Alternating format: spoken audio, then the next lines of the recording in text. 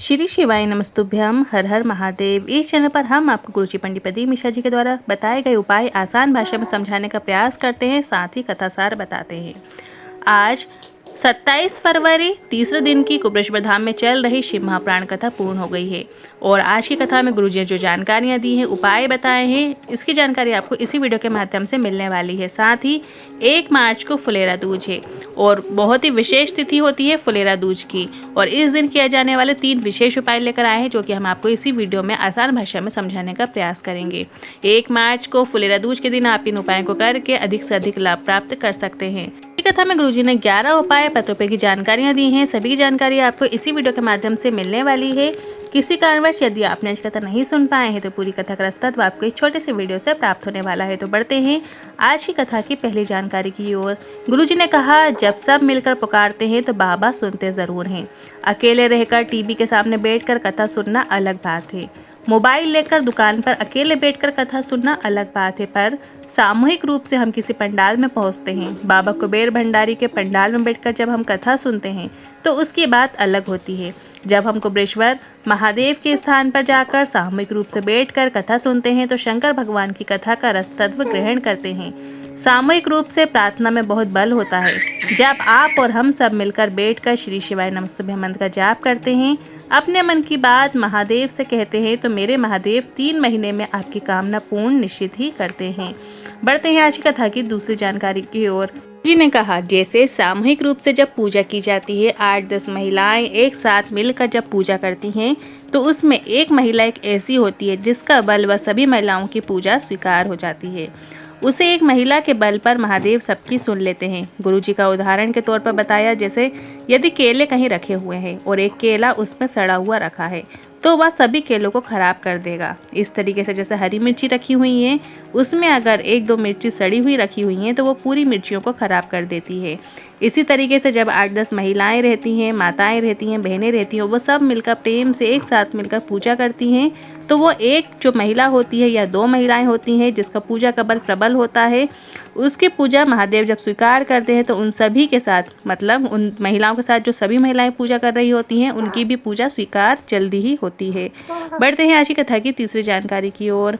गुरुजी ने एक पत्र पढ़ा जिसमें लिखा था, अहमदाबाद नरोड़ा में रहती हूँ। मेरी बहू के यहाँ संतान की प्राप्ति नहीं हो रही थी। 24 साल निकल गए थे। जब इस बाबा के दरवाजे पर आकर विनय किया, कुबरेश्वर धाम आई, रुद्राक्ष महोत्सव में आई, भजन किया, यही तंबू बनाकर रही, तो 24 वर्ष के बाद मुझे पुत्र रत्न की प्राप्ति हुई है। उसी का आभार व्यक्त करने आए हैं। बढ़ते हैं आज की कथा की चौथी जानकारी की ओर। गुरुजी ने कहा, अभी अभी विवाद होने लगे थे कि घर परिवारों में तो सब पूजा अलग अलग करने लगे थे।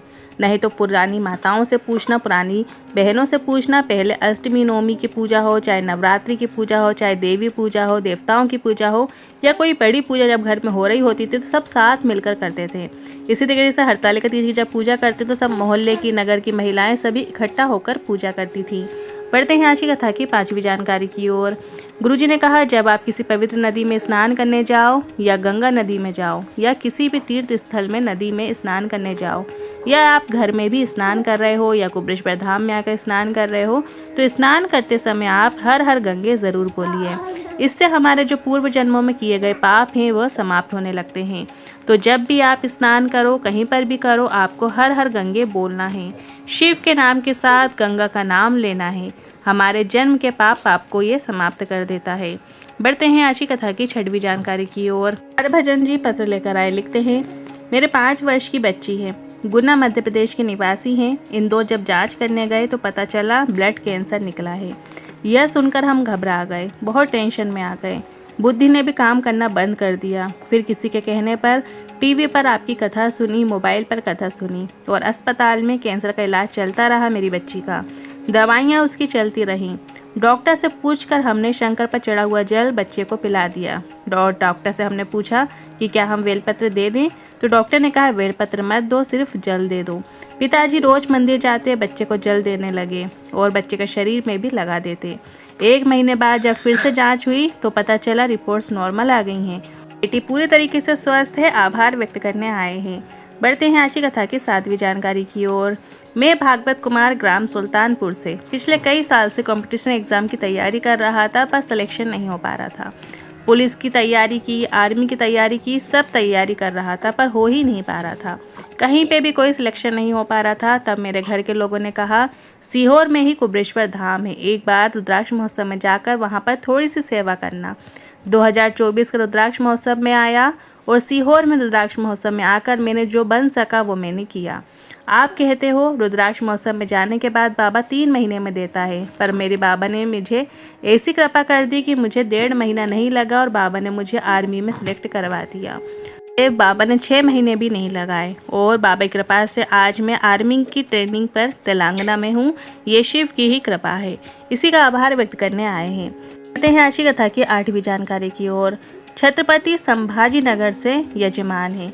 मेरे 2 बेटा और एक बहू है, सब बाबा की कृपा है। पूर्व में कई सालों से परेशान थे, इतनी तकलीफ हो गई थी कि करोड़ों का नुकसान हो गया, पैसा एक नहीं बचा, हालत बहुत डाउन हो गई थी। तब मैंने 5 व्यासपीठ पर कथा श्रवण करने का नियम लिया और बाबा ने ऐसी कृपा कर दी कि भंडार तो भरा ही, साथ में यजमान भी बना दिया। यह शिव की ही कृपा है। और जो मैंने 5 जगह व्यासपीठ की कथा सुनने का प्रण लिया था वो भी मेरी पूरी नहीं हुई और उससे पहले ही बाबा ने मेरा हाथ थाम लिया है और मेरा जो करोड़ों का नुकसान हुआ था वो सही हो गया है, उसी का आभार व्यक्त करने आए हैं। बढ़ते हैं अगली जानकारी की ओर। 1 मार्च को है विशेष तिथि। ये फुलेरा दूज की विशेष तिथि और आपको पता होगा कि भोलेनाथ के मस्तक पर, शिवलिंग पर, पिंडी पर पहली बार जब धतूरा चढ़ाया गया था वो फुलेरा दूज का दिन ही था। शिव महापुराण की कथा कहती है जिस दिन कोई मुहूर्त ना हो, जिस दिन कोई काम नहीं हो रहा हो, उस दिन फुलेरा दूज के दिन आप किसी भी व्यापार का, दुकान का, व्यवसाय का या जन्म का कोई भी मुहूर्त कर लो, वो कभी भी ठप नहीं हो सकता। सारे जीवन के कांटे समाप्त हो जाते हैं फुलेरा दूज के दिन। कहते हैं दुनिया के सब दिन का दान, सब दिन का पुण्य समाप्त हो सकता है, पर फुलेरा दूज के दिन किया गया नाम, जप, मंत्र, पूजन और उपायों का फल कभी भी समाप्त नहीं हो सकता है। गुरुजी ने फुलेरा दूज के लगभग 15 उपायों की जानकारी दी है, पर हम आज के इस वीडियो में आपको 3 उपाय की जानकारी देंगे जो कि हम आपको वीडियो में बताने वाले हैं। जिसमें से पहला उपाय इस प्रकार है। ये उपाय वो माताएं कर सकती हैं जिनके बच्चे छोटे हों या फिर बड़े हों या किसी भी उम्र के हों। छोटे बच्चे जो बात नहीं सुनते हों, अपने मन की करते हों, जिद्दी हों, कुछ भी करते हों, सुनते नहीं हों, या बड़े बच्चे जो नशे करते हैं, शराब का सेवन करते हैं या अपशब्दों का उपयोग करते हैं, तो वो माताएं अपने बच्चों के लिए ये उपाय कर सकती हैं। बस आपको इस उपाय को करने के लिए 7 गुड़ के टुकड़ों की आवश्यकता होगी। गुड़ की छोटी छोटी डली आपको बना लेना है, साथ में थोड़ी सी काली तिल की भी आवश्यकता होगी। अब आपको सभी सामग्री को अपने बच्चों से स्पर्श करवाना है और शिवालय में जाकर अपने बच्चे का नाम और गोत्र का स्मरण करते हुए स्वरेश्वर महादेव का स्मरण करते हुए शिवलिंग पे अर्पित कर देना है। ध्यान से सुनिएगा, आपको स्वरेश्वर महादेव का नाम का स्मरण करते हुए बच्चे का नाम और गोत्र बोलते हुए शिवलिंग के ऊपर अर्पित कर देना है। बस आपको इतना ही करना होता है। फुलेरा दूज के दिन आप इस विशेष उपाय को ज़रूर कीजिएगा। फुलेरा तीज के दिन किया जाने वाला दूसरा उपाय इस प्रकार है। यदि साल में सिर्फ कुछ ही दिन होते हैं जब धतूरे को माता अशोक सुंदरी के स्थान पर अर्पित किया जाता है, आप हर कभी धतूरे को माता अशोक सुंदरी के स्थान पर अर्पित नहीं कर सकते। सिर्फ फुलेरा दूज का ही वो दिन होता है जिस दिन आप धतूरे को अशोक सुंदरी माता के स्थान पर अर्पित कर सकते हैं। तो इससे जुड़ा एक विशेष उपाय है। जिनके विवाह नहीं हो रहे हो, उम्र बढ़ती जा रही हो, तो उन लोगों के लिए ये विशेष उपाय है। इस उपाय को करने के लिए आपको एक बेलपत्र लेना है, एक धतूरा लेना है और एक शमी पत्र लेना है।